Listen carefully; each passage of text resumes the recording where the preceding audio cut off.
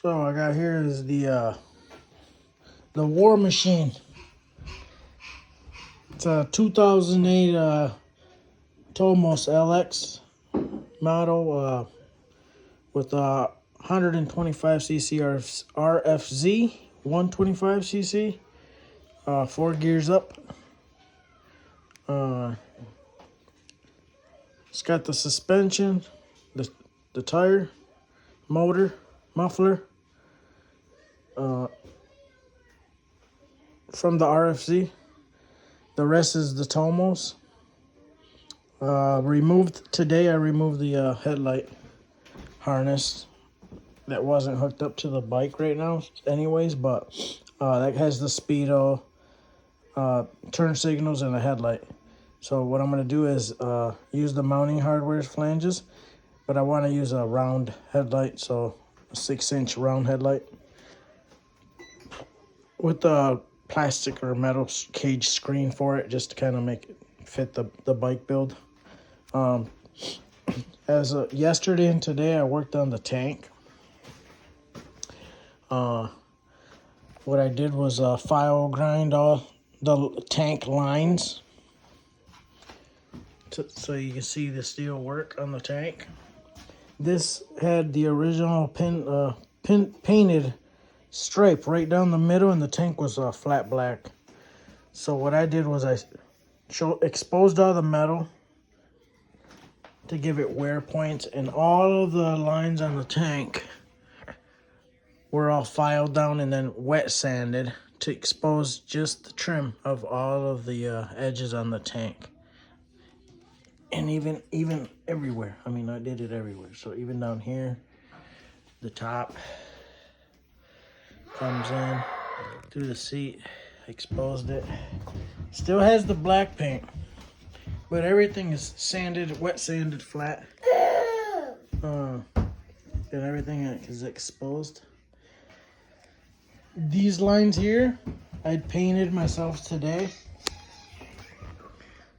to match that top tank line, and I weathered it so everything's like to make it look like it's had a lot of years of wear and tear.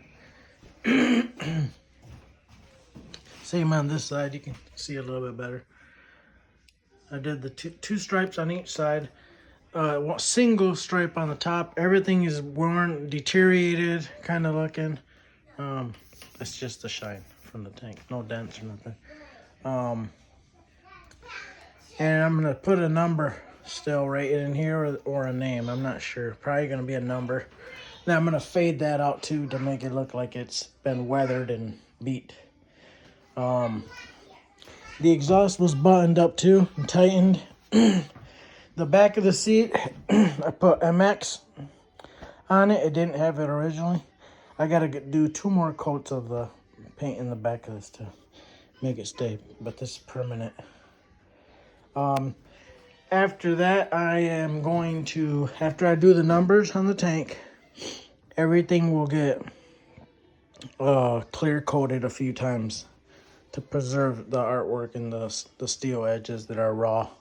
And it'll still give you that shine and look, and it'll make the flat black here glossy, shiny looking instead of just flat. So, but it'll expose my artwork to make it look a little bit more brighter to the eye. And I need to add the tail light to the back. The wires are under there, so I just got to put a tail light, and then I'm changing out the square stock headlight engaged to a 6-inch round headlight with a cage on the headlight. Like I said, this isn't a true MX dirt bike or nothing. This is just a piece together. 2 bikes into one so far. I upgraded the carburetor, the fuel line.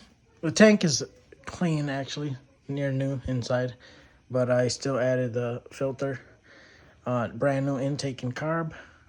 Originally I had a Nibi in there, but it was bad, so I had to change the carburetor, and they sent me the wrong intake, so I need to have this shooting towards that side, so I'm gonna order a new left-hand side exposed carb,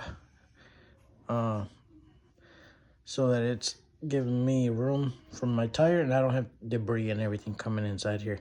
Besides, I can't fit my filter pod, so I need it to go that way. So once that piece comes in, I'll swap that out real quick. Starts on the first kick. So everything's going really good. I went through the entire bike. There was sprockets and everything were mismatched bolts and pieces, and so I had to realign everything, make sure everything's safe. The electrical's all done, gone by. Every nut and bolt from the front to the back has been gone by. So I want to have my son learn how to use a clutch. So this 4-speed is perfect for him to start learning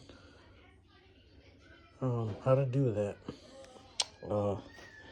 So far that's where I'm at. I will give you guys an update on how everything's going and the extra parts that I'm going to be putting on this thing to finish it. Just going for like a Mad Max type theme, apocalyptic bike. Make it, pretty sweet. It's very, very fast. That motor on that frame, that tomos frame is hollow, but it's very strong, stamped very well. They're very strong, and being that it's a top tank, that helps out a lot with the stability and everything. That single shock can hold well over 300 pounds, so I don't need to put another suspension on that for now. I do want to get a extra shorter chain so that I'm able to use the mag wheels and racing tires for different occasions. And when I want to do dual sport type deals, I would just throw the dirt bike tires back on with the bigger chain. Because it changes on the sprocket size, so I need to have 2 different chains if I'm going to use the 2 different setups. And I don't think I'll be switching that over a lot. This is just for my son to have fun with it. So, hope you guys like.